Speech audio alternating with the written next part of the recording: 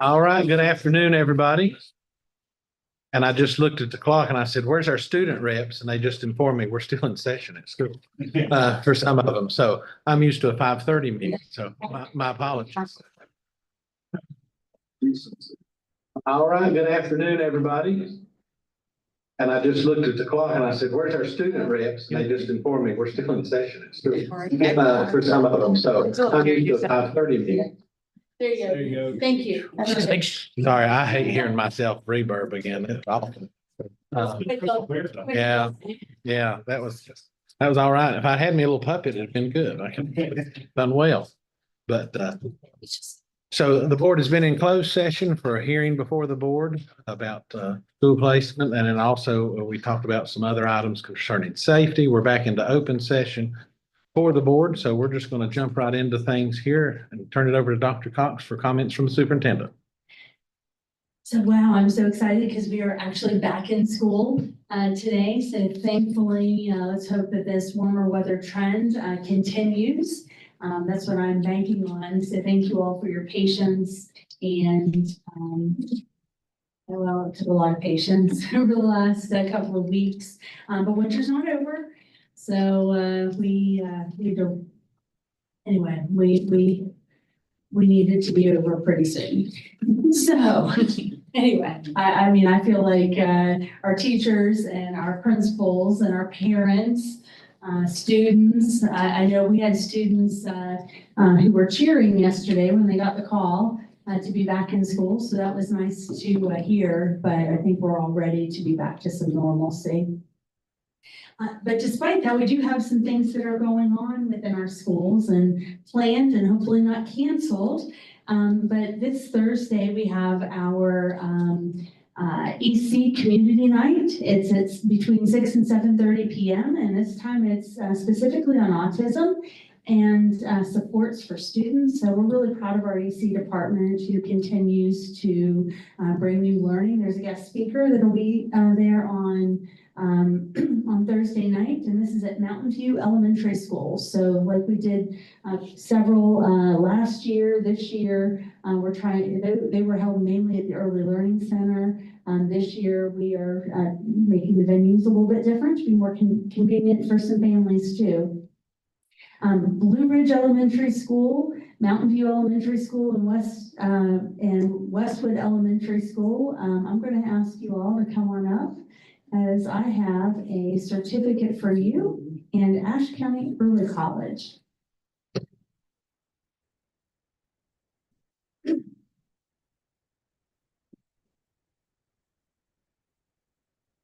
All right, so can you all hear me? There you go. So every year, schools are honored for academic growth and they're honored for graduation rates. And so Westwood Elementary School, Scott, congratulations. Westwood Elementary School was honored for exceeding academic growth based on last year's test scores. So congratulations.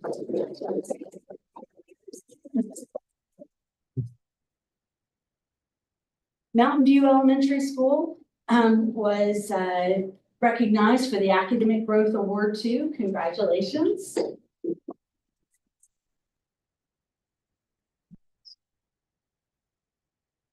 Blue Ridge Elementary School, also recognized for academic growth. Congratulations. And Ashe County Early College High School was awarded a certificate of achievement. And this is for graduation.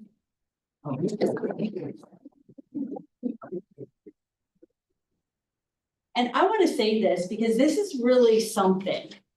To have this many schools receive an award in the year that we had last year is absolutely extraordinary.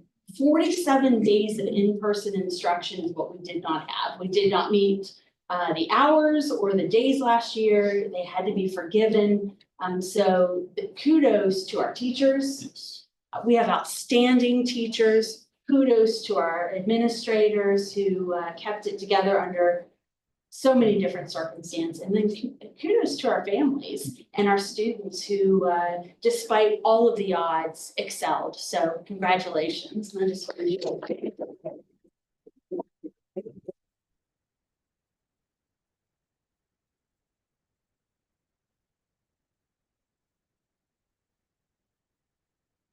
Now, our Ashe County Best of Ashe County Awards that are with our newspaper, we had several that were recognized as well.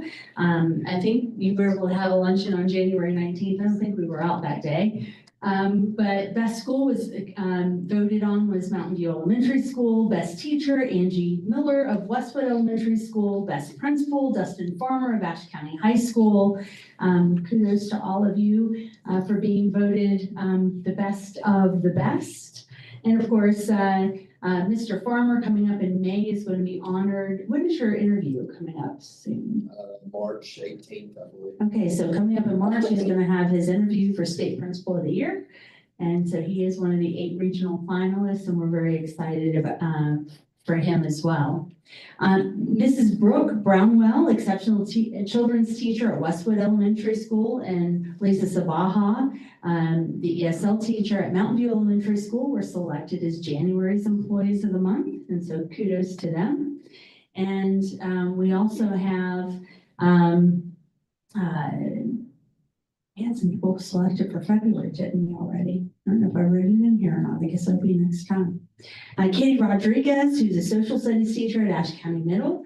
Mr. Dean Rupert, maintenance technician through our counties, through our entire district, and our entire Ashe County Schools custodial staff were chosen as the February Employees of the Month. So I did have it written there.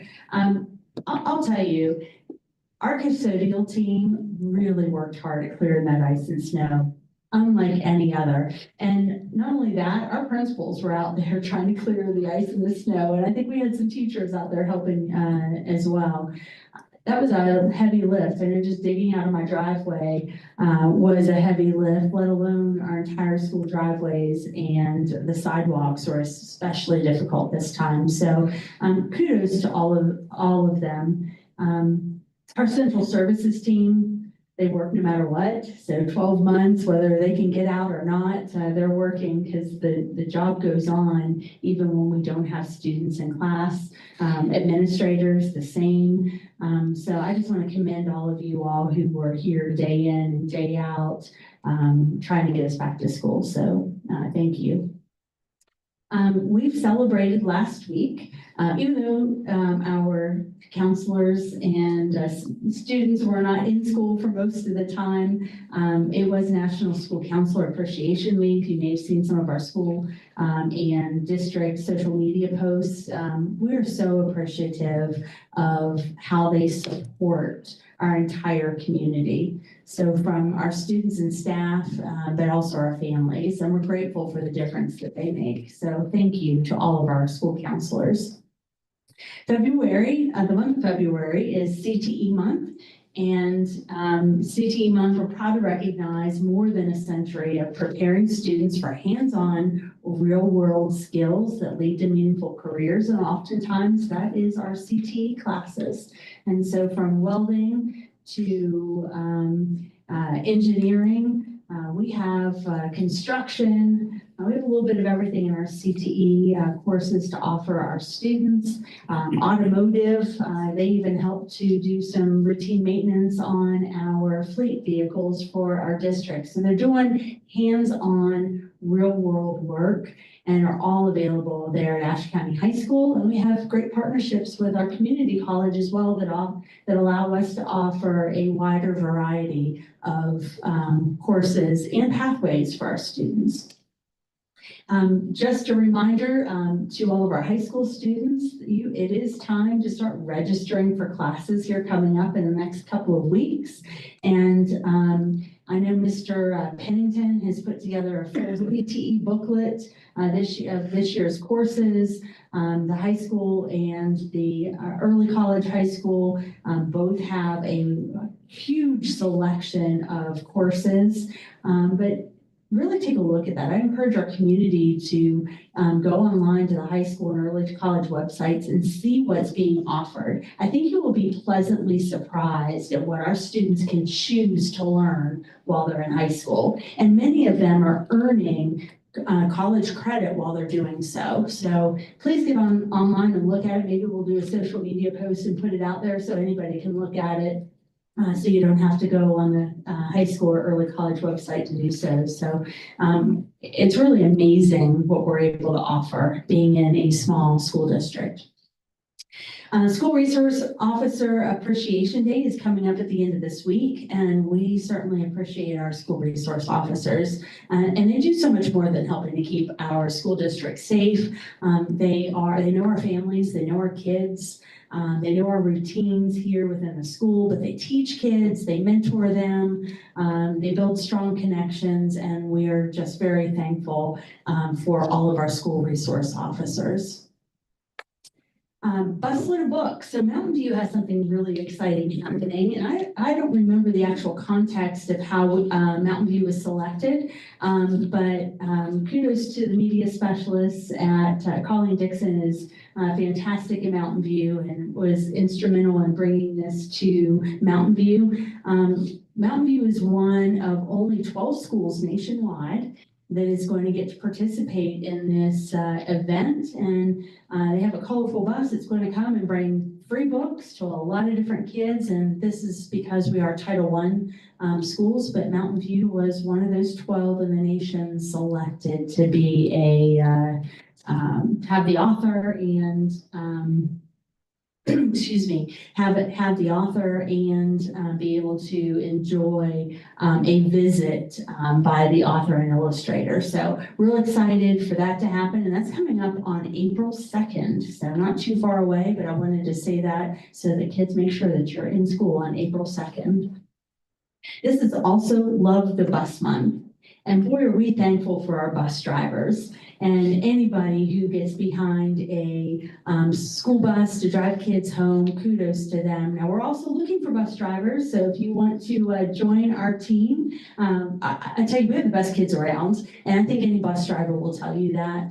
But I'm so thankful for our bus drivers. They know our kids. They know our families. They make calls. Sometimes in the wee hours of the mornings and say, hey, we can't make it up your driveway or up your road to get the driveway, meet me here. And they do. And so we're very thankful for all of our bus drivers. I can't say enough great things about them. And so it is Love the Bus Month. So if you want to show your love for our bus drivers, please give them a shout out.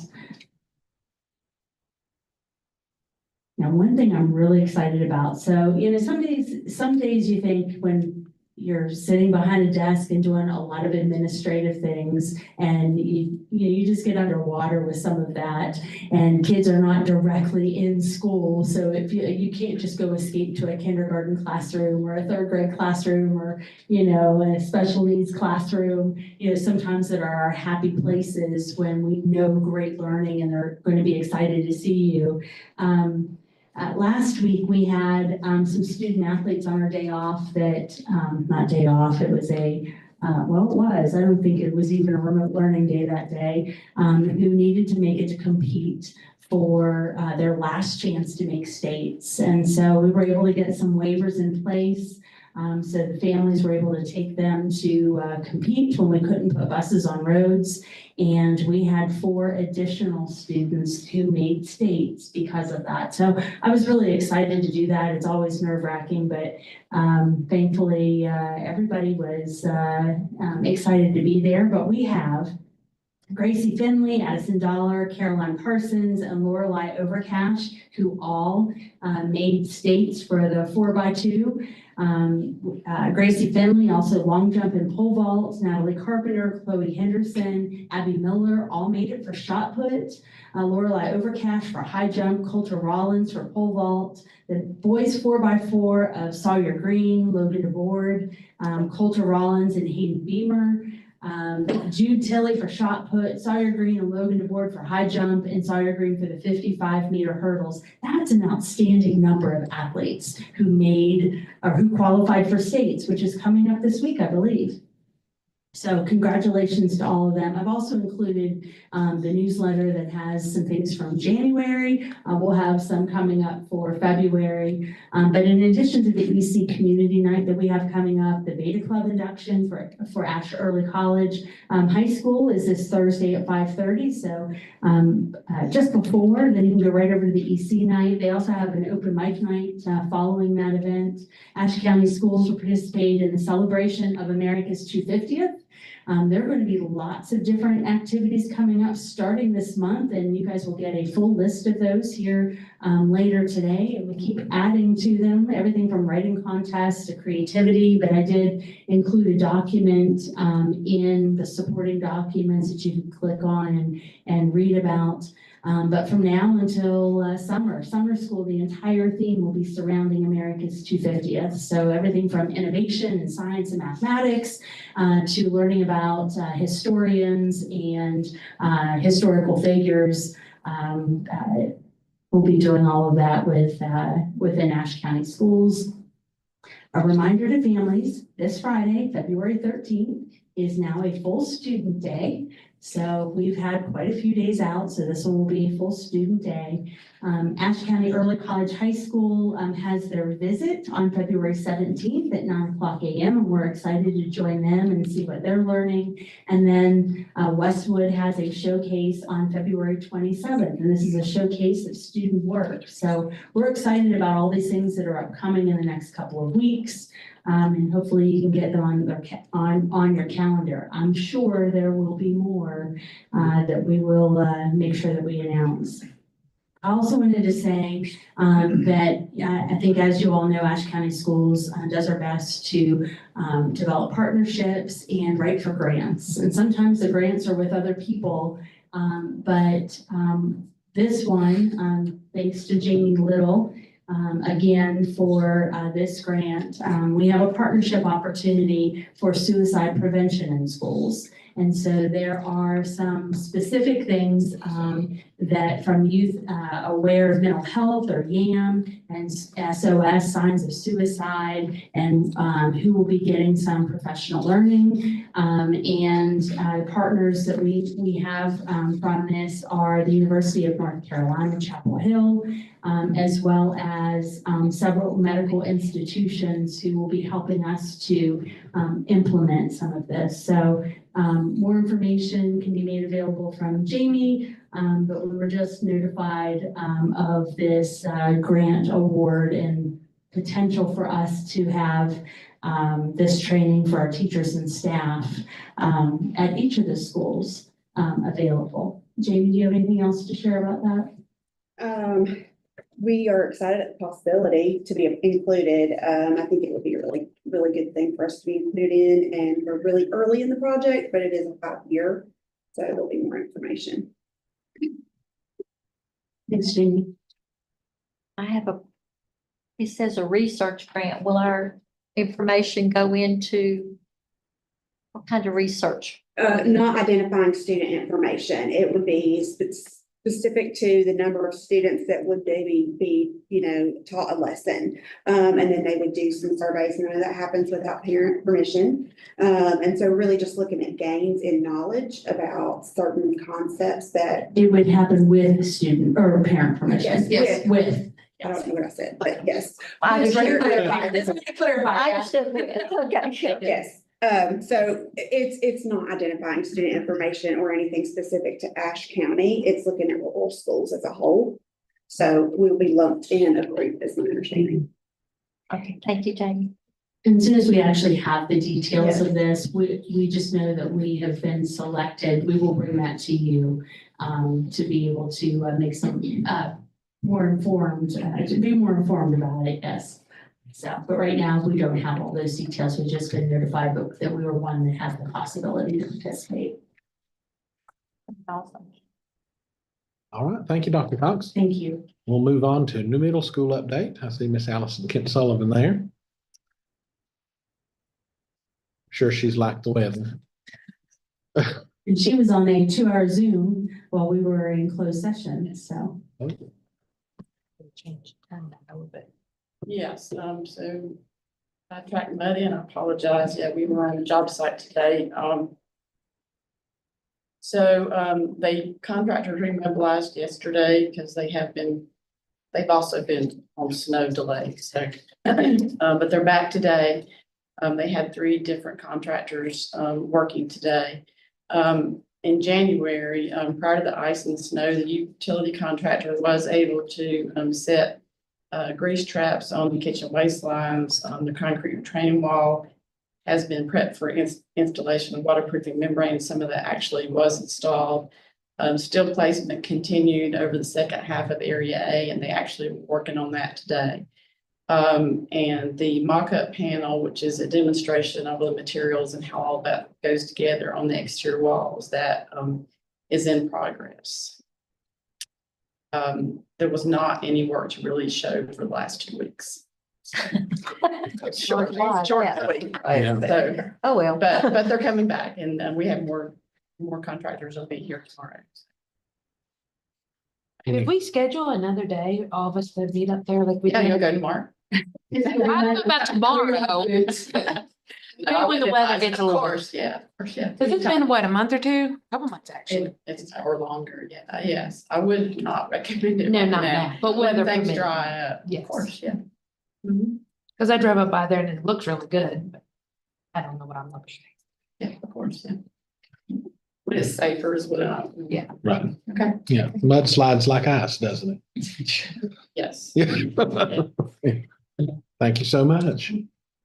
So Allison, after public comment, we do have the change orders. That next? After, After. Emma. So we've got next public comment. So in accordance with policy 2310, the board chairperson will recognize speakers in the order of which they are signed in. Each speaker will receive 3 minutes to present comments. However, the public comment session will not exceed 30 minutes total, except by majority vote of the board. If a speaker is unable to present all of his or her information within the specified time limit, the speaker may provide the board with additional information in written form. Please refrain from addressing specific employee, student, or board concerns as a part of public comment. Concerns may be directed to the district leadership as prescribed in policy 2310. Board members will not respond to individuals who address the board except to request for clarification of points made by the presenter. The board chairperson has the authority to speak on behalf of the board and refer concerns to administration. Except in cases of emergency, information received during presentations will not be acted upon at the time it is received. That's a mouthful I have to do every time, so sorry there. So we do have one person for public comment, and we have Miss Emma Howell. First, I would just like to say thank you for giving me the opportunity to be here today.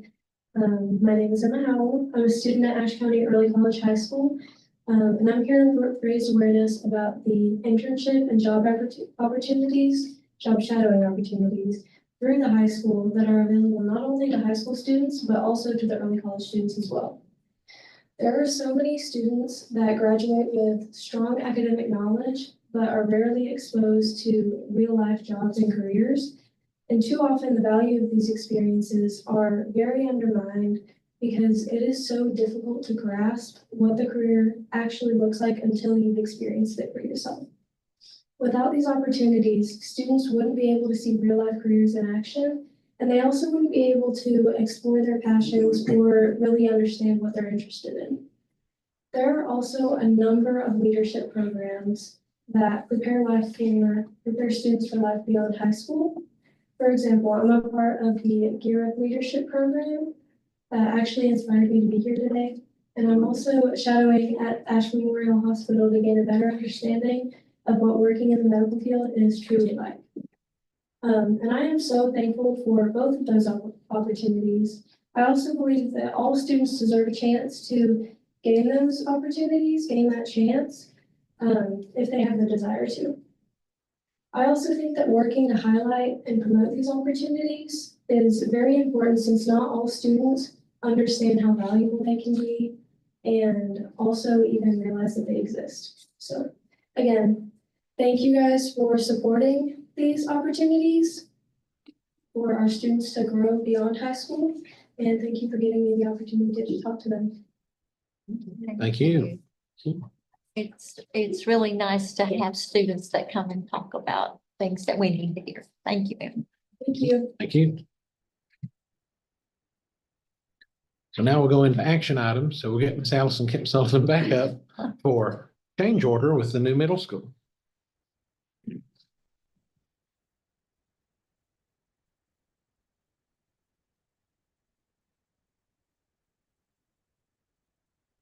You have this in your packet of information, so, this is actually, called change order number 2.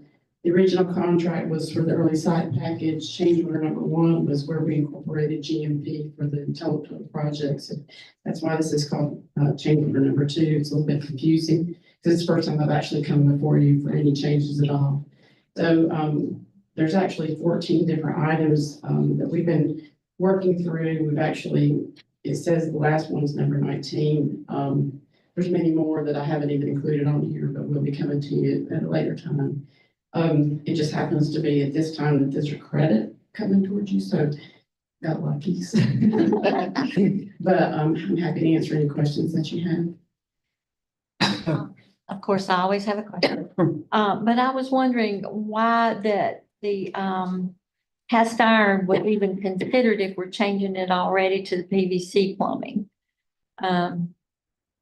So cast iron is very traditional. It's used for underground waste lines, and it was, PVC was offered as a credit back to us from the contractor, and the credit was good enough that we considered it, accepted it. It's only for the underground. It's nothing above the slab, and there's really, I mean, they can put it in, they can put it faster, but there's really no negative to it. Cast iron's kind of a traditional waistline installation, but as long as it's under the slab, there's no issues with it. You can't use it above the slab. And it was kind of a win-win. We didn't see any negatives to it, so that's why we decided to go with it. But it's not traditionally used in I'll call it institutional buildings. I know a lot of folks that have had trouble with cast iron. My question was, what is the strength difference to the lifetime, expected life the life expectancy of the two different products? Are they equal? I would say PVC is probably better. Probably better. Yeah, especially in our environment. And the huge drainage issue we had at Mountain View, was that cast iron kind of pipes that we had damaged over there? I don't know anything about Mountain View, I'm sorry. Was that storm drain or was that waistline? Storm drain. Okay. Storm drain. So, I mean, I can speak from experience in years past. A lot of times cast iron will fail over time because it does, I'll say rot, because it just deteriorates over time. And if, PVC, as long as it's glued properly, it holds up pretty well. I didn't actually talk to you about that, but I don't have any issues with it. Do you see any problems? So I think it's smart. I think it's, if you're gonna get more life out of it, It's scheduled for it. yeah, but as long as what Allison's saying is gonna happen out of it, the corrosion is an issue with water and metal, anytime that starts happening. Is there any difference in amount of time to install it? It goes Because in faster. Yeah, it goes in faster. So why was it suggested in the first place? It's cheaper. It's faster. that was sort of my question. We all are set in our ways, and some of our engineers are older, like myself. Mhm. You just repeat. You do what you think your You customer. do, that's right. Yeah, again, it's an institutional, cast iron is sort of an institutional product. You use PVC a lot more in light commercial, but it's an industry that you see changing. So, but again, you can't use it above ground, and that's another thing is you kind of stick with the same product overall. From everything above slab, we have to go back to cast iron. So it's only used in one application. You can't use it anywhere where it's called flame spread, where it could be exposed to heat. So only in our slab is where we're gonna be able to use it. That's another reason, just consistency of materials. That's another reason why they probably didn't even suggest doing it, because you have to switch product when you get low slab. Okay. That makes sense. Makes sense. Okay. Well, I'm excited about the plus mark. Okay, we don't get too excited because I'll be back. That's a lot. There's gonna be some other ones. Well, there will be, yeah, there will be. We'll And- take what we can get. Right, and as we go through shop drawings and, just refine systems and drawings and ideas. Today we were looking at a system that had two different waterproofing, and I said, why were we doing that? Why don't we look at one system, so if something fails, there's only one vendor we could have to go back to. It may or may not be more expensive, but we're just trying to make the system and the building better. It's just a process we continue to go through. So again, it might, we continue to make the system and everything better, and we might come back, it might be a plus or minus, I don't know. But the whole process continues to evolve, so. And this is out of contingency, so it'll be put back in and then It that will. will be back and forth. That's right. We do have funds for this. We have contingency and that comes out of that. So the budget does not increase from this. I'd like to see the portable line management for the cafeteria, which gives more flexibility to the space, I think, inside. Yes. That was another big plus I see. Yeah. That's something Tammy and I talked about. Now, before we even consider that, something. Yeah, yeah. Mhm. Any other questions? Now, do you need I'm noticing on the contract, it's the owner's Ashe County, not the Board of Ed. It So is. do you need our It does, approval yes. as well? Well, yes, but because the contract was originally signed by the county, that's why it has their name on it. But yes, Okay, we need your authority to. okay. All right, hearing no other questions, do I have a motion to approve the change order? I'm so moved. I've got a motion by Ms. Eldredge. Do I have a second? I second. Thank you, Ms. Ward. Any other questions, comments? All those in favor, raise your hand. All right, motion carries. We got one online too. Yes. We're good to go. Yep. Thank you. Thank you. Keeping with pipes and water and all that kind of good stuff, we've got Westwood Water next on the agenda for Mattern and Craig contract. So while Jody's coming up, this has been a long time coming. This has been a long time coming. We've been working on this with a group of people from the city and engineers and others. So go ahead, Jody. Yeah, so what we are here to do, we've got the contract from Mattern and Craig. They're our engineering company we've started to work with, who is going to do design for the Westwood water system. Again, like Dr. Cox was saying, we're working with the town, some other groups that give impact that have worked on the sites. Fire And marshal. yeah, Josh as well, fire marshal has been involved in this, to get this project rolling. So this would be kicking off them getting a site survey completed and then starting to get a design together so we can get it, in front of a vendor for bidding. Now we will have to get it through DPI and I'm working with this engineer. They're gonna help us on other regulated agencies. We may need to get it through DEQ, which is the Water State Management Group. So we're clarifying what areas we need to get it through. Local fire, Josh feels like it's pretty good. We probably will need to take it eventually through the town of West Jefferson as well, because it will go on their property, the building that we're putting up there. So yeah, this is just kind of kicking that process off, which is good to say we're finally here. But we would like to get your approval on that. Feel free to ask questions before we go. Well, I have a concern. I read all the 83 pages. I did not understand 82 and a half of them. But I did read them. Okay. But here's my concern. This is the same group that designed it to begin with, correct? It is. I'm older than dirt, so I know this. So, I'm a little bit concerned that we're going back with this design, and I know that they put the water in the tank at least twice to make it work before, when they were consulting with us after it wasn't working. So why do we think this is gonna work at the third time?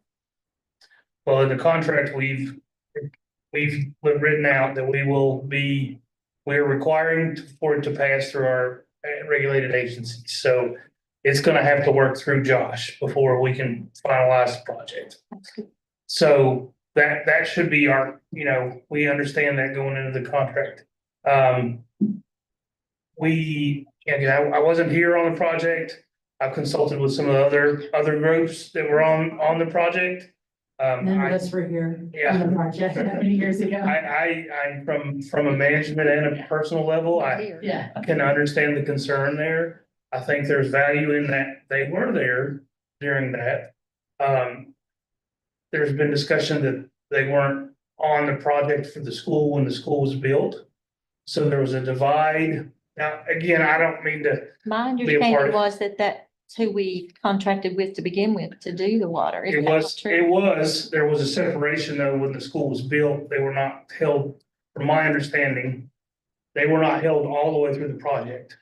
So the project was started with him, Oh, but it wasn't completed with him. So there was a grade of the school, this is a conversation that I had, I've not seen it in writing, or I didn't go back and look through every detail, but they raised the level of the school.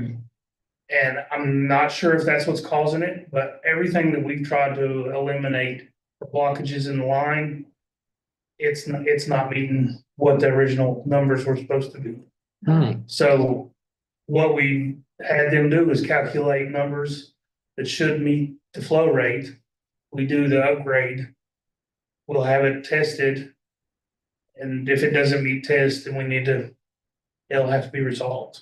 is that in our contract? That I saw in the contract that if we have additional work and we pay 1.15% of the extra cost. And are they not liable or accountable, I guess is the word I'm looking for, if it doesn't work? Well, again, some of the legal understanding that I have, and again, I'm not a lawyer either, so. I would feel that their reputation as a company is online and when we work closely to make sure that we provide the product. So, I'm taking faith in their design, with my experience with them. And I feel like that's their stamp and we're moving forward with it. I understood the risk that I was taking, but the concerns overweighed my risk on the impact that we want to move forward with this project to go out and try and educate another engineering firm on the property didn't outweigh having project knowledge of the current property. I think I'm mostly concerned, Jody, because we got burnt with an architect contract not too awfully long ago. Yeah. And so I really want to be sure that they are taking responsibility. I didn't see many timelines in this. I'm hoping that's coming. But once we grant this, what are our safeguards in this contract? That number one, we'll get the products that we want, and number two, that we're not going to have to fix a bunch of stuff at additional cost. Is there any guarantees in this contract? Any reassurances in this contract? I didn't see them, but there again, I didn't understand a lot of what I was reading. I just, Well, from my request from a lawyer standpoint, and I'm not a lawyer to read through it, but from communicating with a lawyer, it's been requested that we have support through the regulatory agencies, because that's our hurdle, right? You have water run through a pipe, but the role is how fast does it have to roll through the pipe? And that's got to go through our regulatory agency. So we need the engineering team support to get to that number. And that's what we're going to rely to them to do. And the safeguards are potentially payment disbursement and other possibilities that we would work on our legal team on if we came to that. Now, in all the projects that I've been a part of since I've been working here and in previous places, we've not had to take those options. We are able to provide a system before we get to the point of having to make major changes, which we've built in a design from the motor's standpoint to exceed the flow rates that we'll need. So we've tried to design it in the sense that, yes, we're gonna be above and beyond what we need to give us those places to, where it doesn't become a legal conversation. We hope it never has to become that. That would be I'll try and do as much from my engineering facility lens to prepare us for success as best I can in that sense. The contract sense, I'll be honest with you, I'm not gonna be as strong in those areas to prepare us with. But the project management and the design, I really feel like we're in a good spot walking forward with a design that we're gonna have based on the group that we pulled together and for what we asked for when we designed the system. Because we asked for a motor that is able to push beyond the gallons per minute that is required. So if we have something that's not pushing the water that we need, then we can we can work on the motor and where it's pushing. Okay. So again, that's what we've worked to design. And Fred did review this contract. I was just getting ready to ask. Well, How they, you know, I'm glad he did, but I'm still a little leery about, these contracts seem to benefit the engineers and the architects and those folks more than there's more safeguards for them than they are for the school system.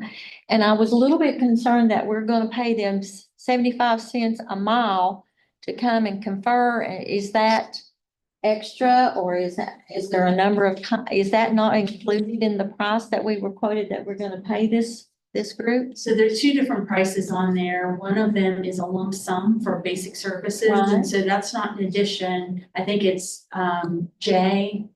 Is that Yeah, it's on the exhibit J replaces some of the others that would be under that section.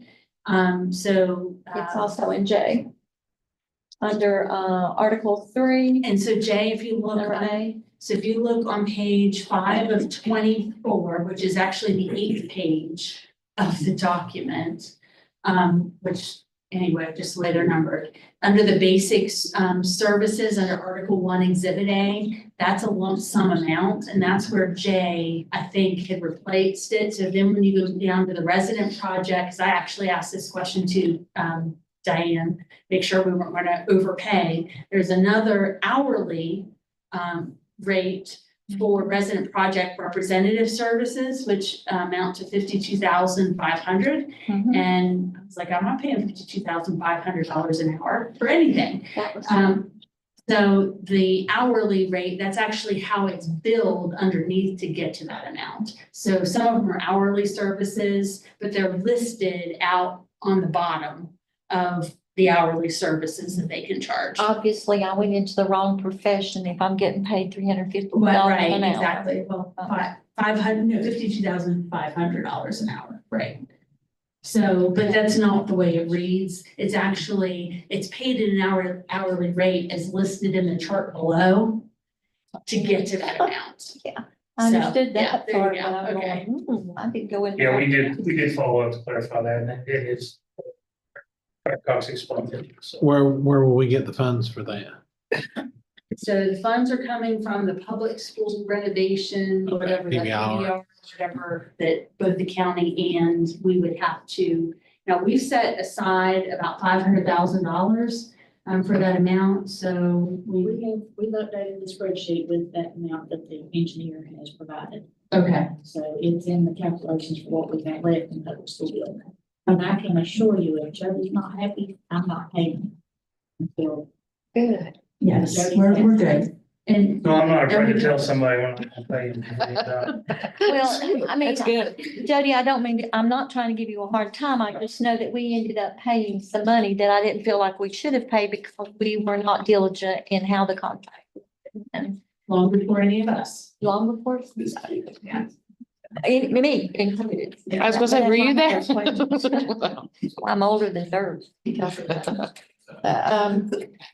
No, I can understand your concern. I definitely think that's one of the values that you bring to our community, and I appreciate your questions about it. I did take a lot of that into consideration when we did this, and I slept many nights on that thought as well. I think though the time outweighed the time of trying to educate a new engineering company on the ins and outs of our community, as well as that school didn't outweigh going to try and bring somebody else in new because of what I've started to see through the FEMA contracts and how slow people are to come and work in our community. And I don't want this to be an issue when they're talking about finding people to come. Allison, can I ask you a question and would I be putting you on the spot? About asking about this firm? I wasn't around when they did, well, I was, but I wasn't part in this role when they built that. Is this a good, do you have good things to say about this engineering I company? mean, I don't know which engineer you're working with. I've worked with Matt and Gray about, and I've had good success with them. But I mean, it always comes down to who exactly you're working with. Now, who's the engineer? So I don't know who you're working, with, but I have had good. But it's like every firm you work with, you gotta stay home. And make them accountable. And I'm sure Jody will. Yeah, I think we've got a lawsuit pending right now of a company that we didn't do that with as well. That's another of my concerns, Jay, that has nothing to do with you, but we don't need to be trying to fix stuff if we can prevent it.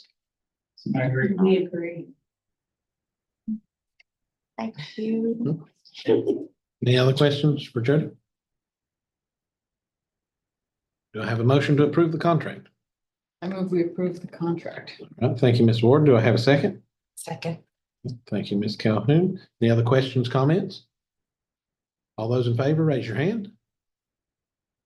All right, motion carries. Jody, I really would not like to see that long of a contract again, but I know you can't help that when they get it handed to you, but that was a lot of reading. There's a lot in there. And I know you read it too. Yeah. It's been a lot of hours you've worked on this. Yeah, I appreciate you. It's the closest we've been to get that hopefully resolved from any. And I know there Thank was you. a maintenance update, is that next? Or is it- No, you're on down. Okay. You got a little bit, you can go sit down. I need to refresh it because I didn't put it in the right place. Come on. The participation, you still have to purchase out. You Yeah. can send this agenda next. Okay. Yeah, I'm still on there. Refresh, refresh. Yeah. Yeah. I lose it. Yeah. We're just looking. So- So next we've got the consent agenda, which are the minutes from the past meetings of the That's board. it. And that's Unfortunately, because January 6th. everything else was new. So do I have a motion to approve the consent agenda? Yes, I make a motion that we accept that. All right, thank you, Ms. Calhoun. Do I have a second? I'll second. Thank you, Ms. Eldredge. Do I have any other comments, questions on the minute? Comments? All in favor, raise your hand. All right, motion carries. Next, we've got the emergency landing zone for West Jefferson. So this particular item, we've had a long-standing partnership relationship with our local and county emergency services. And West Jefferson Fire Department approached me a couple weeks ago about signing a formal permission to use schools in West Jefferson, primarily, well, it would be Westwood Elementary School and the high school as an emergency landing zone for helicopters. They've done it before. Obviously, if somebody has an emergency, we want to ensure that we're doing our part if we can. But when I asked Fred about it, of course, he had some language that needed to be added into a formal agreement, and so that is what is below. That one is specifically for landing zone 4, but there would be for any landing zone. Some of the things, of course, would change depending on the actual address and what that looked like. So again, that would be filled in for Westwood Elementary School with their coordinates and the location, and then same way with the high school. All right, do I have a motion to approve the emergency landing zone? I move we approve the emergency landing zones. All right, thank you, Ms. Ward. Do I have a second? Second. Thank you, Ms. Calhoun. Questions or comments? I had a question about what happens at the high school if it's during the school day. There's cars everywhere. Where would they, do we know where they land? So I still needed to talk with him about what that might look like. It may end up being that Westwood is the closest place. It's very close compared to the high school, but it wouldn't be on the high school field. I don't know that that would be the best location, but that needs to be worked out before it is actually, before they put the coordinates on. But those are the two they've requested. I've only known them to use the Westwood site. And that was, a couple of years ago, somebody fell through their deck. So, Yeah, I had a question on the football field, Yeah. with the new turf, if Yeah. that would. But I think they've landed in that little grassed area at like safety days before. They could use that, or they could probably use the soccer field. Soccer field. Yeah. the old field, yeah. So But anyway, they would have to, they know how wide their helicopter is and what that would look like, but it would not be on cars or on the football field. Here it goes. Right, or on the football field, right. Yeah, I figured it was this, playing field yeah. at Westwood as well. But I will clarify their coordinates, specifically, so we can put that in words and in coordinates. Any other questions? All those in favor, raise your hand. All right, motion carries. Next, we'll go into the personnel. That also has the addendum to the personnel for the board. Any questions, comments for that? I make a motion that we accept these. All right, thank you, Ms. Eldredge. I have a motion. Do I have a second? Second. Thank you, Ms. Calhoun. Any other questions, comments? Since we may be meeting soon, next week, maybe, if you have any additional ones, I'd like to see those done before we actually put them to work, that we can, and I know it's the weather and it's the delay and all that, and I appreciate you doing the job you do, but if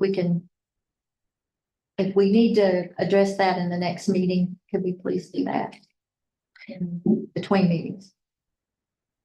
So, we can for, staff, especially when we need people in there, put them in place by policy. And then, you guys can hire them after that, but we make sure they have background checks and drug, testing and all that before, and reference checks before we even make the offer, to bring them to the board. So I request that we still have that flexibility to, be able to hire when the need is there. Our schools depend on it. That's not what I meant. I meant that might be an opportunity to get someone come in that we have not had. Oh, you mean bring personnel to you on that agenda too? If we have personnel, absolutely. I was thinking you were maybe not hiring them. Yeah, I thought that's what she meant too. I apologize. Okay. I thought that might be an additional opportunity for us to Gotcha. get some of these people in. You're saying if we place. have more, let's get them. We would, Okay. right, Not more, let's get. All right, Okay. okay. absolutely. But Oh, that's okay. it's been Yeah. a long game. So, our crackers are running out. Okay. So, okay. So all those in favor of the personnel in the addendum? What's that? No, huh? I'm good. Are you ready to faint? Yeah, everybody good? Raise your hand. I've got Ms. Jones hanging on the screen. So thank you, Ms. Jones. Wave. Uh-huh. All right. So next, we've got the board work session for the budget. I didn't want to say two Bs together. I'll make that bad. Okay, so I don't want to kill you all with meetings, but this is this is the time of year that things happen.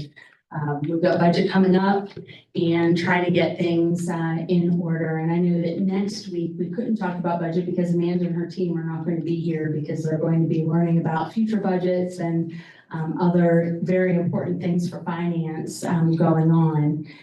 We do have a calendar session scheduled for the 16th. We could schedule it on the same day to do budget and then work on some calendar and then skip policy for the next month if you wanted. That's just a suggestion, so we don't have too many dates at once, but do you need it in March? Well, 16th is when we're going to home. No, that's what I'm saying. We already have a calendar on February February 16th. February. So this would be You're March. talking about February 16th or March 16th that you'll be gone. February 16th. Correct. Right. So I was suggesting maybe moving that to the 23rd, and skipping the, policy out of that so we could actually, do the calendar, which we'd like to have, that, before the board, and do the budget so that we can have time to make some decisions before it's taken to the county. and then, wait until the March, 16th to do policy again. So you're saying scratch February 16th? Scratch it and move it to the 23rd because Amanda and her team will not be there on the 16th of this month. And would it be starting at 4 PM again? Whatever time you please. How many hours are you wanting? 3 o'clock? Well, wait a minute. We had policy review on the 16th.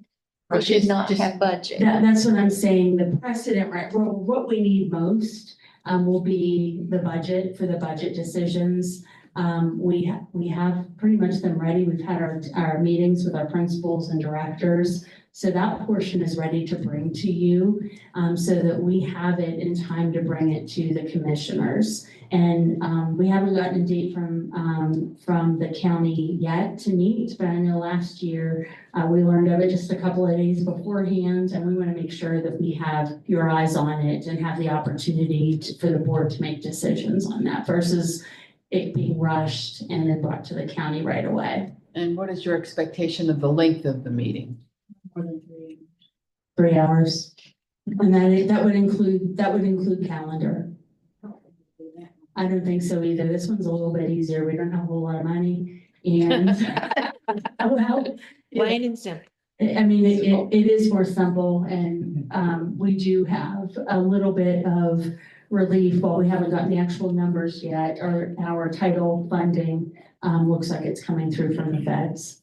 So that gives us a little bit more breathing room. So then we wouldn't do policy at all this month. I would wait until March to do it because if not, you're gonna be bogged down with a lot of meetings. That's fine. And that's just, unless you want to. Well, and for those of us Since that we are did 3,000. running for election, That's all. it's nice to not have too much. Well, it would put a lot, and if not, it would put a lot on you all. I need to do earlier on the 23rd than later. Whichever you want to do. I mean, I'm working out of the way, so, Now we're talking February 23rd. February. yeah, February 23rd. Do we That's do a Monday. You do whatever time you want. like 10 to 1 or something? We have, not putting a plug in, we had to reschedule our coastal trip auction to the 23rd due to weather. Okay. That's a Uh, But that was supposed to be It was supposed to have yesterday. been yesterday, and that's why we're meeting on Tuesday. Thank you all anyway.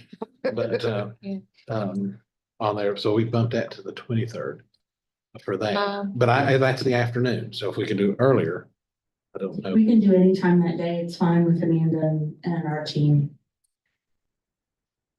And so it would be a work session. And this would also give you time because Earl, Did you say 10 o'clock for you? we made last night for the calendar and there's some changes based on the calendar committee's recommendations. It'll give us another day to get that to you all.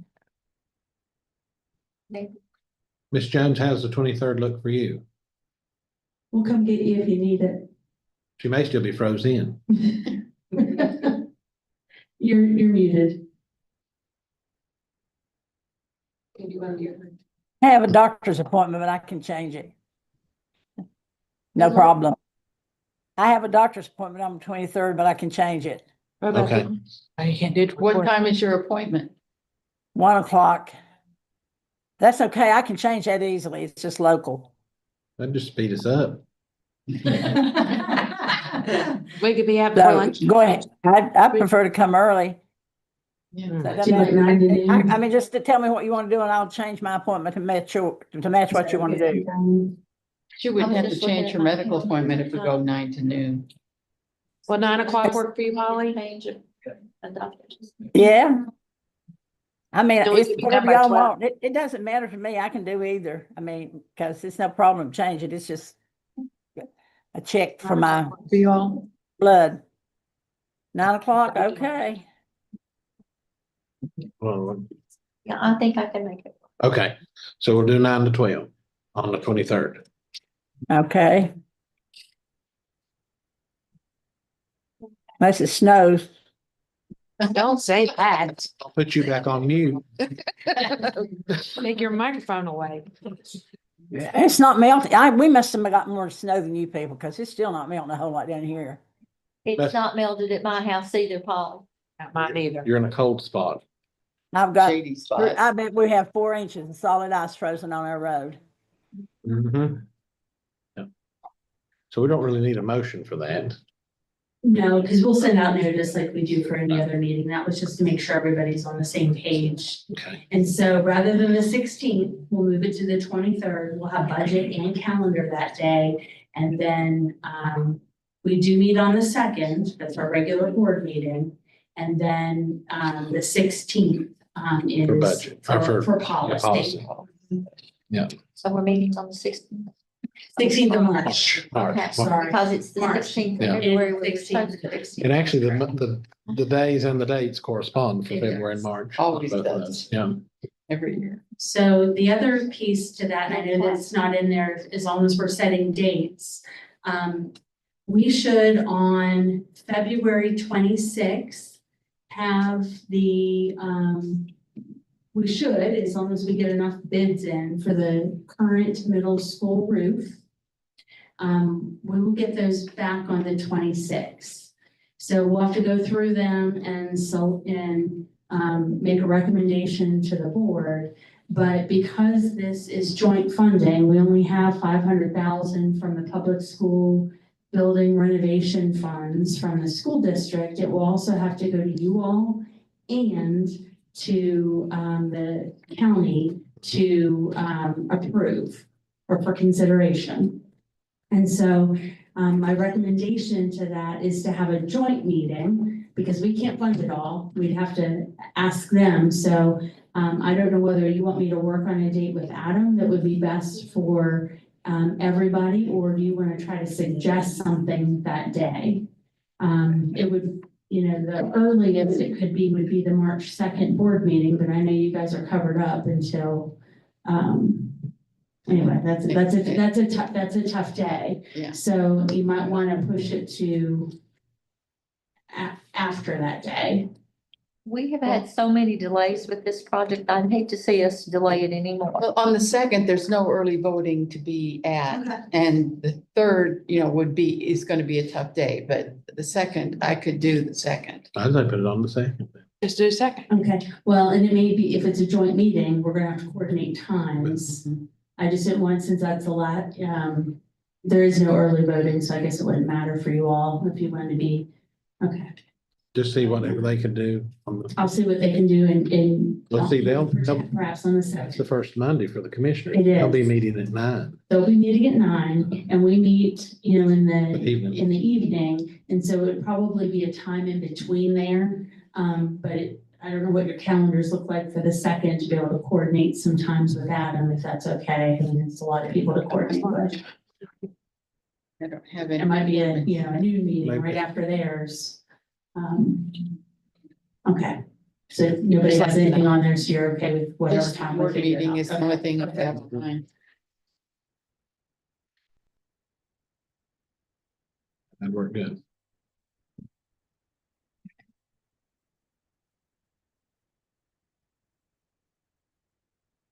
Okay, next we've got permission to contract with ASU for Research Triangle Institute for MHSP funding. I see Miss Little coming up front, so. And Miss Coldiron. Didn't know what was going. Well, I hit funding She's like, and it figured it needs out. funding and Yeah. it's mental health and. Good evening. We are coming to ask, permission. We have received our funding for the mental health, service professional grant through the U.S. Department of Ed. And, we are hoping to do that work in conjunction with Appalachian State and Research Triangle Institute again. And same two groups we worked with the prior grant. And we would like to ask permission to start the sub-award process, to go through that agreement with them. So under uniform guidance, you have to send them notification that they're getting their sub-award. And that's what kicks off their process to create a contract. We'll bring those contracts back to you once we have them, approval on those if they're over the threshold, and they shouldn't be over.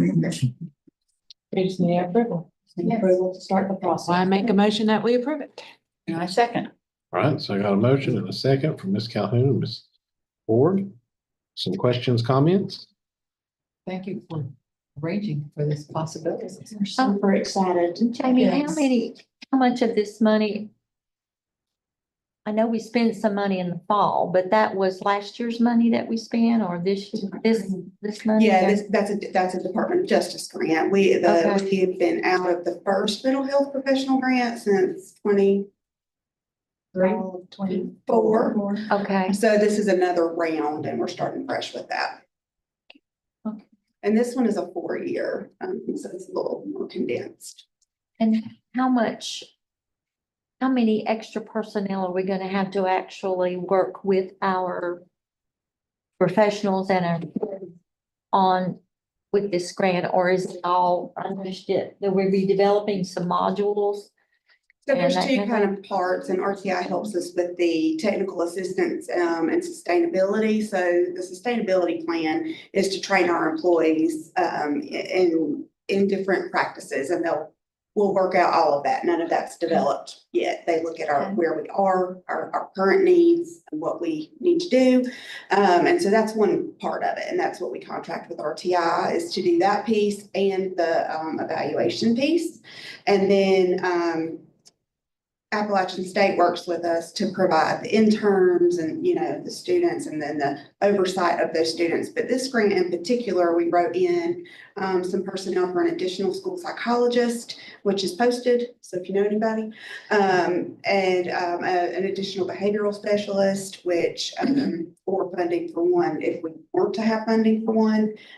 Who else did we write in? We did not have funding for the Access Center coordinator, Ms. Dunbar, so this will continue her funding for 4 years. And sometime in this process, we've got to figure out a way to make her more solid in her funding because we cannot do without the position. No, I agree. So this is the $2.3 million grant that I shared at the last meeting. So these are the details that have to be worked out in order to be able to solidify that grant in writing. I'm gonna add For 2.8. the elementary schools again. Is some of this money, typically we've funded the ASK Center, we've funded the Dunbar, which is necessary. But I am always concerned about the younger students and what we're seeing there that we've never seen before and it's getting worse. And so how much of this grant will Well, be these positions targeted? would be, except for Elizabeth's, which she supports all.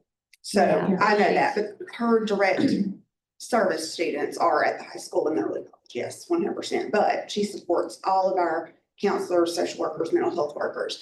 We currently have a grant with App Health that has provided 3 additional behavioral specialists that are working in all of the schools, but primarily in our elementaries.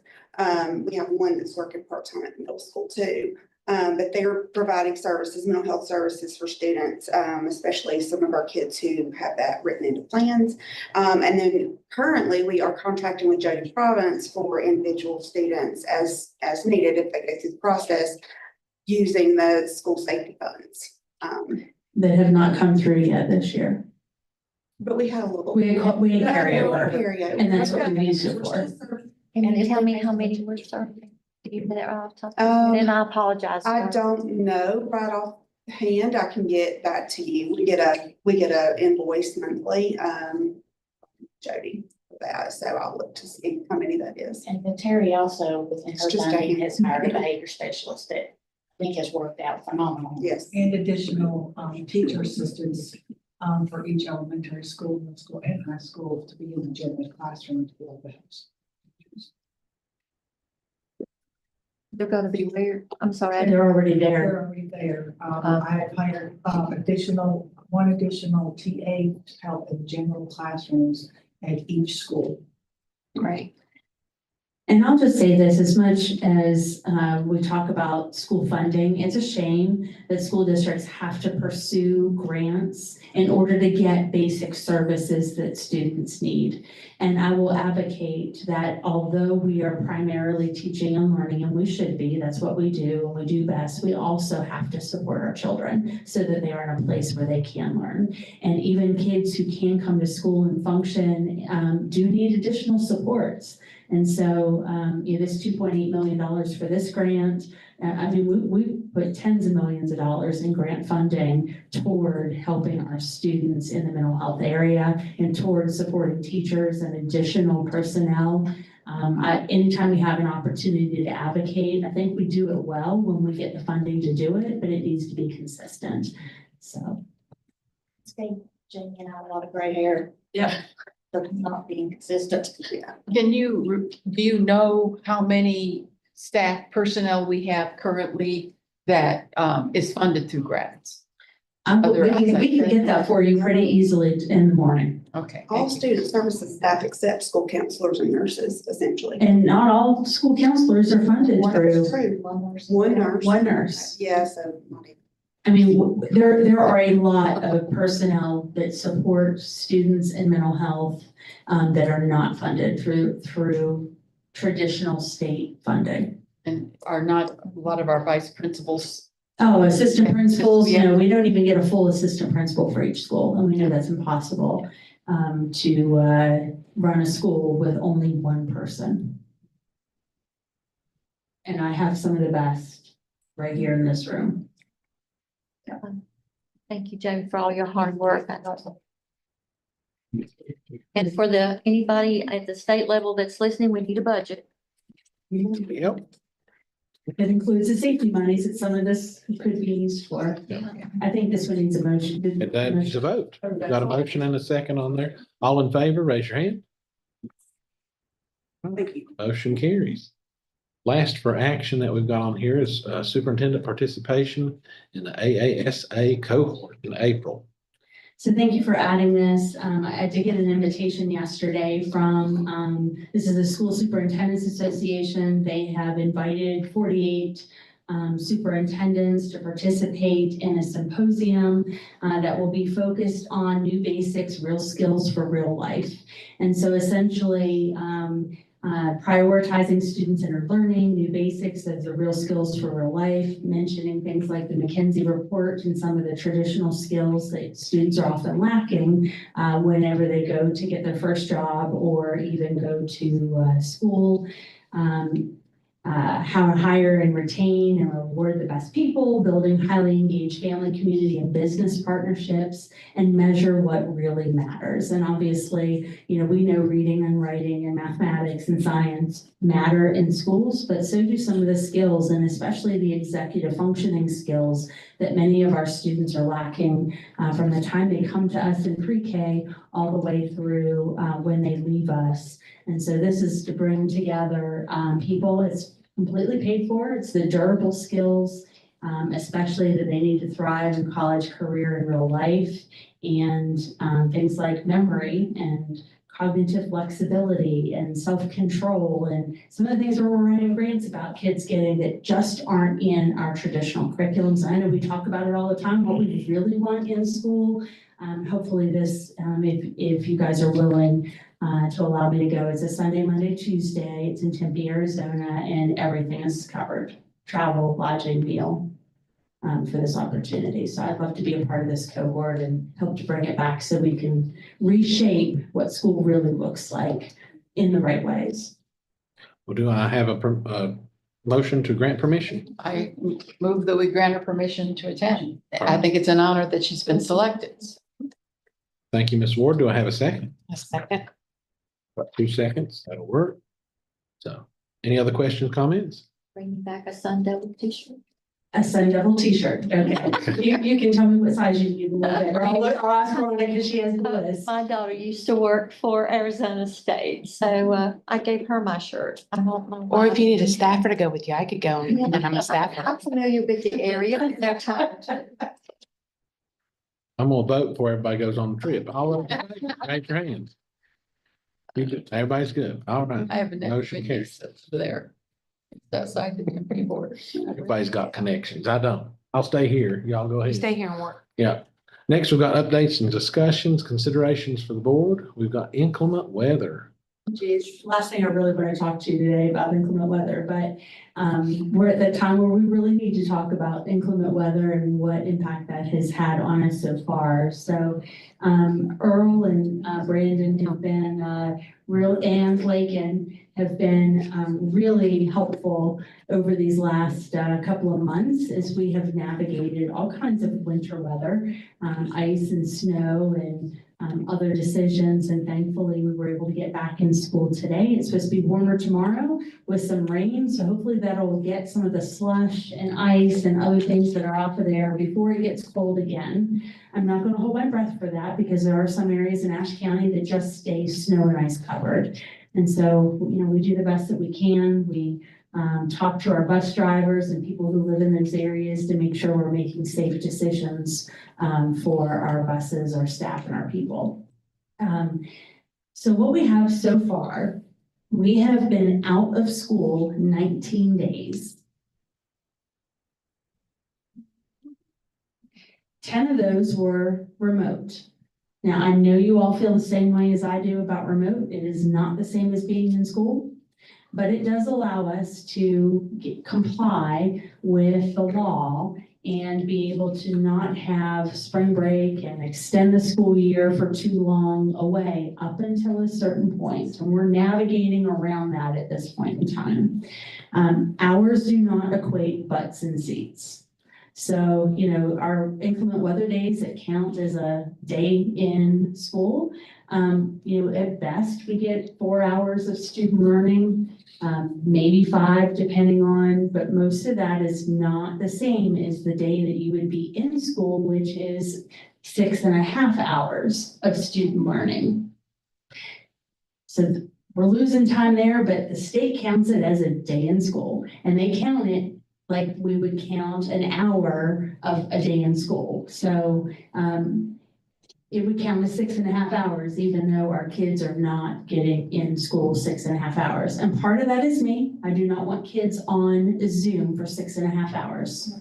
I don't think anybody wants that for our kids. So, some of that's compromised, but we lose a lot of hours in that time. We have built in our calendar so that we can comply hours. So we're still okay, correct, Earl, on the number of hours to meet instruction. But again, if we get too close, that's why, this Friday is supposed, was scheduled to be an optional teacher work day because we've had so many days out. We made that a student day because we know we need kids in school. So we're balancing that on a regular basis. Down to 162 from 180 is our start time. So we didn't start off meeting the number of days required. That's why we go by hours. We have hours built in. That's why we don't go by days, just because it gives us more flexibility. But any 2-hour delay takes 2 hours off. Any day out takes that day off. Now, we were able to move some days around spring break so that students and potentially teachers and staff members can still have that time. But it also gives us flexibility to change it. If we have another snowstorm before then and we have to be out, we could start taking those days. Same way with the end of the school year. We've moved days, so only teachers have some optional teacher work days for the second week. Keeping graduation still on the 5th, which is a Friday. It could be pushed out if we have more to be on the 12th instead of the 5th. What I would like to talk, get some discussion around, we could also have Saturday school. So I just don't think that is a productive use of our time. I've done Saturday school before as a teacher. It was awful. And you have less attendance than you would have at any other time. I know everybody's saying no. So it's an option, but it's not one I think that we would ever find benefit in unless it was just one day, right? You want to get it over with and move on, and you don't traditionally have inclement weather. I just don't think that's an option, but spring break and pushing it out at the end of the year to make them student days instead of teacher days could be an option. Before we come to a point where we have to make that decision, I'd really like to know what the board's sentiments are on that so that we could, maybe announce it earlier than later. I don't really want to push it out unless we absolutely have to, and I think it impacts summer school, it impacts families. Right now, if you're planning on going somewhere with your family, you have to make reservations and plans now. And same with the spring For break. June. Yeah. For June. Spring break, yes, definitely you should have already done that, but even for June, we have to make plans very early. And you have to make deposits that aren't always refunded either. So I think it hurts families if we don't know for sure as soon as possible when that might be. I need to know because of project graduation and all the stuff that we have to do for that, but we're flexible. We can make it work either way, but, we're gonna plan on the 5th, and if we have to do it on the 12th, we can, but it makes a long year. It Makes does. a long year, and then we have all these things that we want our teachers to do and our, summer school and programs there that benefit kids that are not necessarily in the SEAT programs.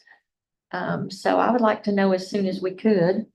I know from my experience, taking Easter, even if you take just 3 or 4 days so that they still have Easter Monday and Good Friday, even though parents are told in advance, do not schedule for Easter, they do anyway. So whether you do Saturday or you do Easter as makeup days, you have lousy attendance in both, in my experience, in both circumstances. And the kids that are there are unhappy that they're there. There are. So let me share with you what we've done so far, and it's to protect family time, obviously, and trying to, in our best interest of our teachers and staff as well. So far, we've been able to move days around because before annual leave days were all through spring break. So we moved it to make some optional teacher work days. That way teachers who were younger could have opportunities to earn days to get there. And so the 8th, 9th, and 10th, instead of being annual leave days, are optional teacher work days. So you can take an optional teacher work day during spring break for those 3 days. But they could be student days, which I was trying to avoid to do, but I wanted to make it to this point so we can make that decision, and maybe we just make it from here on out as long as we have flexibility, because March isn't here and it's still February. At the end of the year, we have the 8th, 9th, and 10th again of this time of June that are still teacher work days. The 8th is a required teacher work day right now. The 9th is an optional, and the 10th is an optional. We can move those days around to push out to make them student days if we needed to. But because also currently graduation day is set for the 5th, loosely. The 4th, it was supposed to be an early release day. The 5th was supposed to be a required teacher work day. We can shift that. So we can make that a full week, which would be testing anyway for the most part. And from a high school standpoint, you don't have a whole lot of kids in the building during those last couple of days, especially of testing. And so we could make them student days, but the 10th and right now the last 2 days, whatever that ends up being, whether it be the 9th and the 10th, or if heaven forbid we get more inclement weather and we have to push it out to the 11th and 12th, those would still only be we'd just have a shorter week unless we got into a desperate situation. But they could be teacher days and not student days. And then graduation would still be on a day when you have access to Mountain View without anybody else. We're really trying to keep that in mind, and then we'd still comply with the calendar law. And that gives us opportunity for teachers working summer school to have a couple of days before summer school would begin, which would be the next week. I like what you've suggested because it impacts a minimum number of people. And so we'll just pray for no more inclement weather. As of right now, when's the last day of school? As of right now. So as of right now, the last day of school currently for students, and Earl, correct me if I'm wrong, would be that Thursday, June 4th. That's correct. Okay. And how many remote? And when would we know is the question? And after the snow, because we could have snow through March, Yes. April. Yes. I mean, I've seen it. I would tell people is please don't schedule anything until Saturday, the 13th. I mean, that's what I would just tell people, just in case. I'm trying to hold on so we don't have to continue it into the next week. But I Well, I don't know know- what I was gonna do. I wish I had a magic 8 ball that would just tell me, or a crystal ball or something. Well, now, last year, if I remember correctly, didn't we have some students graduating at the 11th hour We to make did. it to get across? Yes, we did. Because graduation was boom, boom. Yep. Right after. I personally like that extra cushion for graduation on the 12th. Yeah. To give that, then that also gives you a little bit of time, Miss Eldridge, with project graduation, because I know last year was pretty Last hectic. year was pretty that? tough having school half the day, and I appreciate Mountain View and Mr. Grable and all of their faculty made it work for us, and they were so generous with us about that. I'm very invested in project graduation. I think this county is, and so I would like, yeah, that would be helpful if they knew that we were graduating then and not and have that little bit of time to get it ready. It's an enormous effort to get all that stuff redone so that we can do the things that we want to do to keep them there all night. It gives you a little It's a cushion. real effort. So I don't mind the cushion. I just think that if we let folks know is the key there. And if we plan for the worst case scenario, maybe that's a good thing. I don't know. So we would need 2 more no days, correct?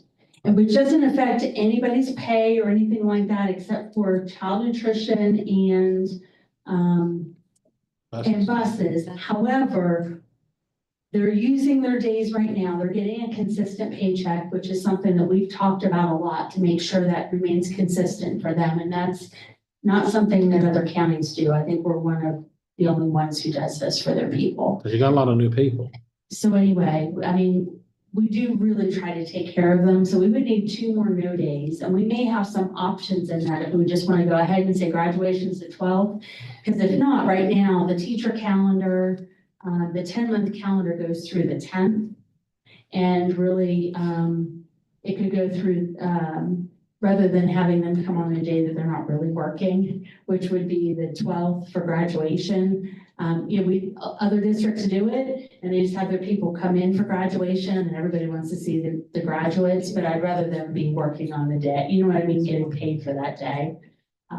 I've heard from them, they'd rather be paid that day. Yeah, me too. So what this means, we have 5 days that we could use as remote. So we have 5 more remote.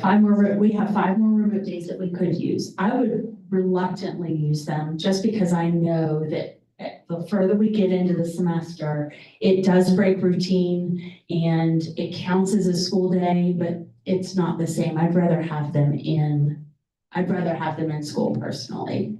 That's my opinion. So if we called 2 more, if we get others, no days, everybody's paid the same. It gives 2 more days for a remote day. Our cafeteria and bus have to use a day of leave.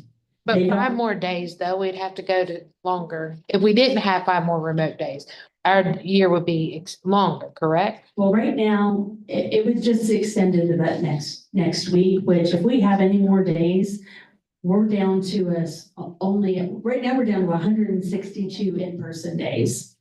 185 is what, if we went by days, we go by hours. Yeah. Not saying. Right. But if we, 185 days is what the state requires. We start with 180. But could we so- still use our 5 remote days, hopefully? Just use them to where we could still get out earlier than going into the next week? So, well, it would be through the 12th is what would the next week be, so. Right, but I'm saying if we use our remote days, we might not have to go though. The problem is then child nutrition and bus, and we're losing money every day. $10,000 a day is what we lose in child nutrition because they're not feeding people. But $10,000 a day. yes, it's personnel cost and yes. So, I mean, we're balancing a lot. I mean, people are asking, oh, well, why isn't that easy? I'm like, well, it's because there's a lot of things to consider. $10,000 a day, we eat it because we're still paying our people. They're still taking their leave days and other things. They still get their normal paycheck, but we have no money coming in for reimbursement for child nutrition. Same way with our buses, a little bit different, but they still have to use their days because they're not driving kids. And we can't pay them when they're not driving kids. Wow. But we do because they're taking their days. I'd rather have them be paid for work and then, because some people, if they don't have enough days, they have to take a day without pay or a day without leave. Yeah, I'm down to, I think I have like 18 out of my 30 that are leave without pay. I think it's an email that I got. So they are, Most of them are leave without pay status. yeah. Because they've used all. Yeah. All right. And we build in days at the beginning of the year. I don't think anybody else does that. But we build in days at the beginning of the year so that they can have extra, similar to what we do for our teachers over the summer. So anyway. We're If not- I have them work on those remote days, then that adds to my loss because, I'm having to pay them out of my budget that's not there. So that's 10,000 plus whatever we end up paying them that day. I'm almost positive that we're not done with winter yet. Yeah. Almost positive. Here it is, what, the second week of February? When has Ashe County not had inclement weather after the 1st of February? I can't remember when. There's gonna be at least a day or two that we're gonna have to. I think the self helps you with that cushion. I do too. I'd rather take a no day. I think it helps everybody, especially our people that realize our classified staff, especially bus and child nutrition. They're a tough working group. They work really hard for us, and I certainly don't want to see them taking days without pay if we can help it. I Well, agree. and with that makes it more important to advocate for an earlier Yeah. school start 100%. with our legislature, and especially if you look at it now that we've received word that our highway department is no longer salting secondary roads Don't get and only me doing main ones, that makes it even more pressing to have more time in the classroom than at home. Agreed. I live on the mountain and this is the worst winter we've ever had of getting out because of the lack of salt, because it is in the sunshine, part of the hill, part of the mountain is in the sunshine, but if it's -4 degrees, it's not melting anywhere, but when it does get up and warm enough, it's still not melting because the ice is so thick, so that salt does help, so we really need our salt back, and I know, Brandon, I know you're about to pull your hair out with trying to figure out which roads we can run on and which we can't, and I look out here and I look at I don't live far out, but I look in my backyard, I've still got 11 inches of snow in my backyard that's got ice on it, and that's why it's not melting. So there are lots of our folks that are in that situation, so we need to advocate for that salt, we really do. Whatever we have to do, if we have to go to Raleigh and speak to somebody, that needs to happen. So two things to that point. So today I spoke with David Wayne again, and he is our engineer who is over, well, I think Lance, who you speak with, reports directly to David. We work together, trying on transportation and getting roads back in place so that we could, for the hurricane. So I spoke with him today, and I called Brandon afterward. He's going to have bus drivers, because they know our roads best, to help come in and advise on specific roads, so that we can get a better system for communicating with DOT, because they are willing to come salt roads that were not included on that initial list. That initial list was very limited. And so like Ben Bolin Road, for example, that's just one that was not on the primary paved roads document. But Ben Bolin is a widely traveled road in Ashe County that has access to several neighborhoods. And if we can't put buses on it because it is solid ice and snow, and they've just scraped it, which makes it even more ice, and it doesn't get salt, it stays for longer. And so we need to make sure that we're advocating for roads like that. So in the next couple of days, Brandon's going to be working on that along with some drivers, and then give me some feedback on priorities so we can get the most roads cleared that we can with salt. Now, obviously, this is a request. It's not a yes, we're going to do it. But I think if they have a prioritized list, they share that they would be more likely to get to it for us. And then if we have spaces, like there's some roads that get cleared pretty well, but then you go around a corner and it is solid ice and I can't have a bus sliding off the road. So there are some areas like that that will have an open communication stream once these other major roads are actually salted, that I think will help. It's not a guarantee, but hopefully that'll get us, I mean, if it gets us back to school a day earlier, that's helpful. So that is our goal in all of that. That's one. The second thing is, what was the second thing? I don't remember. It's left me when it comes to roads. Oh, no, it was the calendar. So there is a group of superintendents that does not include me that were talking today about our calendar. What we really need, and I've already communicated this with Ray Pickett, and hopefully the Senate will want to entertain it. They did not last year, because remember, we asked specifically to have an option to start at least a week earlier. Ashe County Schools misses an average of 15 days. We calculated that, and that was without even the hurricane. We even would have left that number out because that was an anomaly, I hope. But we miss an average of 15 days out of school every single year due to snow and ice. So it only makes sense, instead of the winter weather waiver being 1 week, it needs to be at least 2. I would advocate for 3. It gets us into school before our winter months.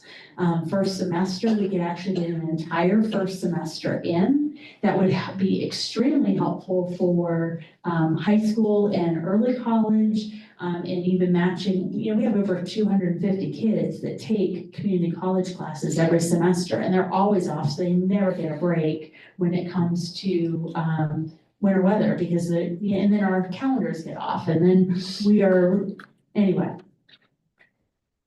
We need to have at least 2 weeks instead of 1, but I would love to have 3 weeks start earlier to give us the chance to get our days in, kids in seats and in school before we are out. Then we can call the time, that we have out and not have to make up so much at the end.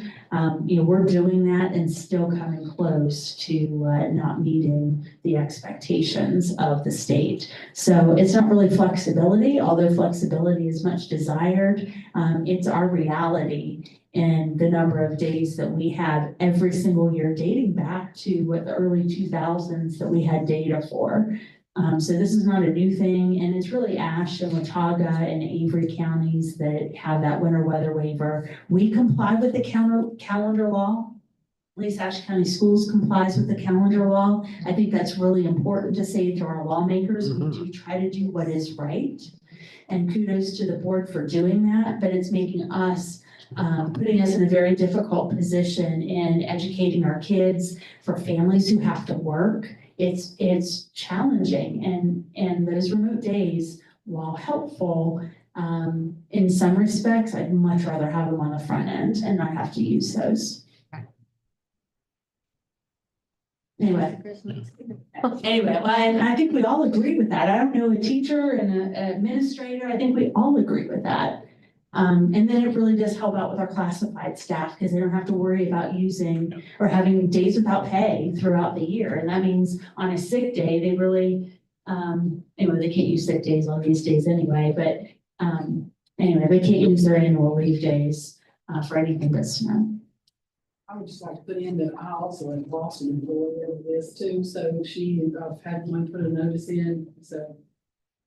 Yeah.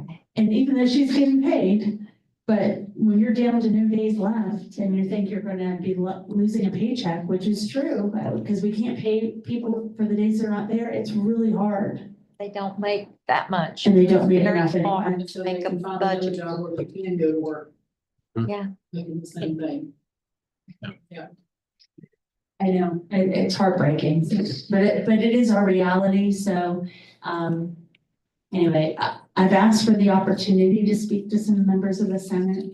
when they're back in session, that's not until April.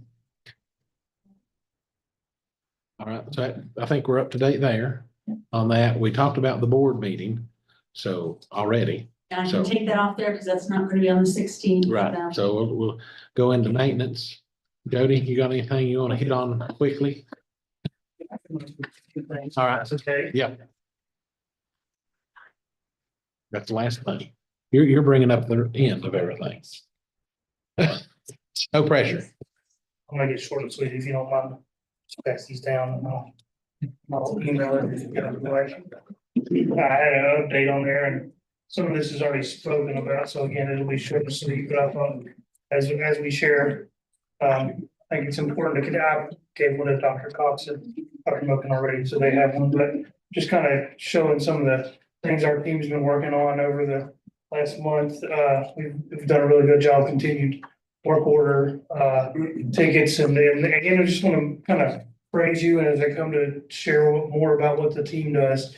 When we have a work order, it's not just always going and pulling out a light bulb. It's more in depth than that. So while these numbers might just seem small, there are multiple components to a work ticket or a job task that we're capturing through some of this. So we're doing a really solid job too. We're completing about 85% of our tickets monthly. And most of the time, this was last month, and more often, more than that, anything that we take out of that would be 95% because we might be waiting on parts and we're only snapshotting like a month at a time.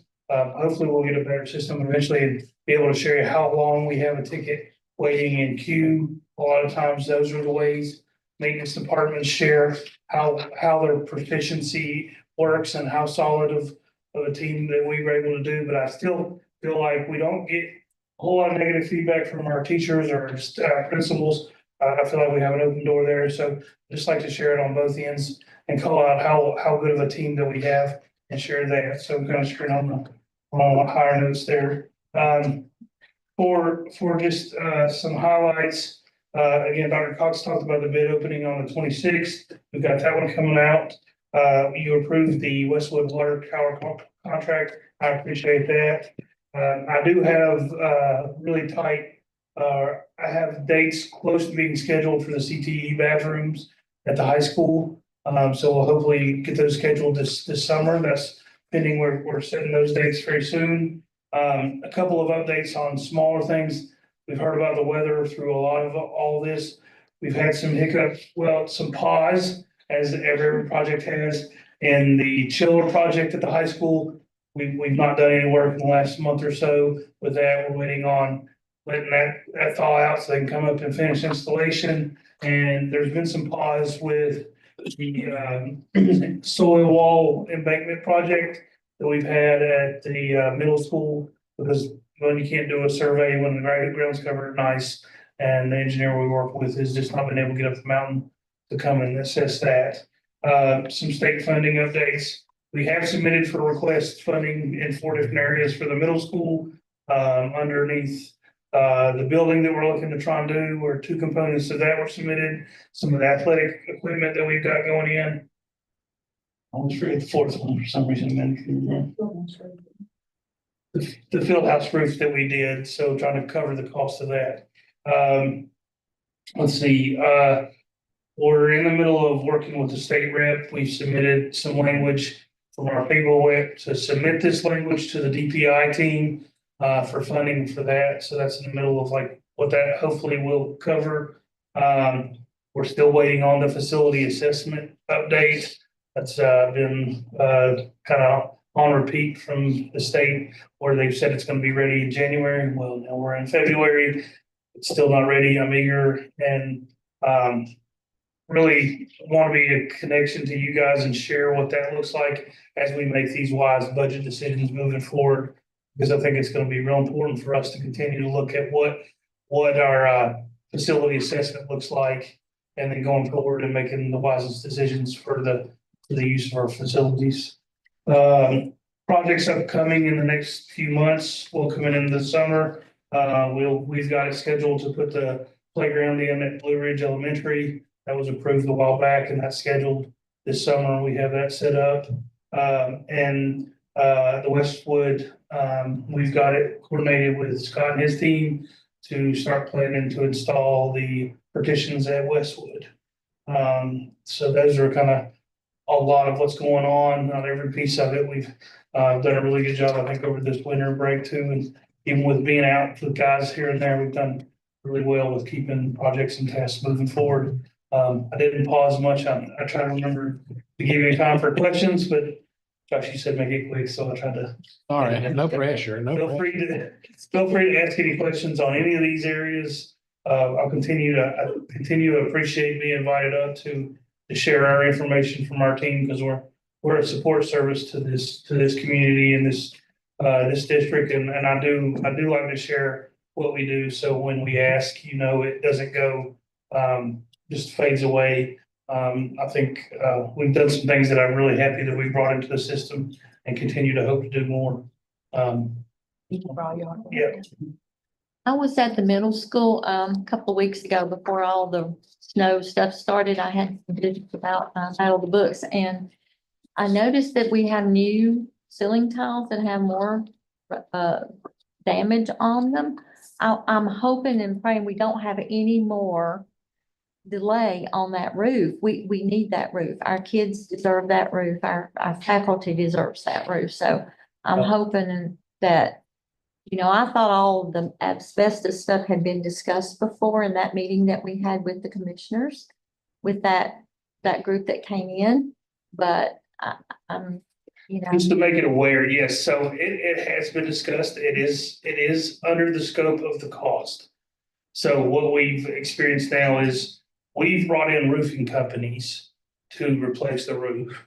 What they generally do is bring in a sub to do the containment underneath the roof. So that's one of the reasons we wanted to give the sub an opportunity to come in, because the roofing company will sub that company who comes in and does the underpin down underneath, well, actually in the classroom or the gym or the cafeteria, to create a barrier in between what falls down there. So that was, and as we want to make sure we're providing the best outcome for this, we don't want just a halfway done underpin. So I felt like it was prudent enough to give the subs. We did have two other vendors that were underpin companies that came up and measured spaces to give ourselves a better quote than just kind of guessing off of some drawings.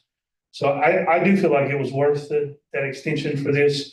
That way, when the roofing company includes their quote, because they'll figure what the numbers are, they'll include it into that. So, I mean, as long as we, you remember how many showed up? 5, 7, 5?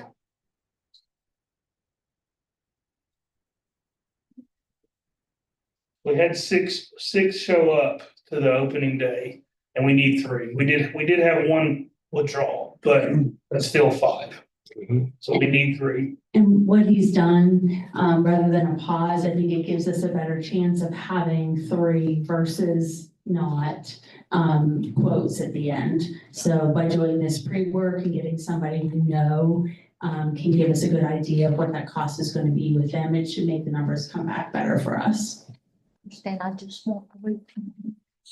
Yeah, and I want a good roof, so that's why we want to make sure that we do it. We don't want to we don't get caught in a situation where we'll be having to fix, we have to chase that down. Our first meeting about that roof was 6 years ago.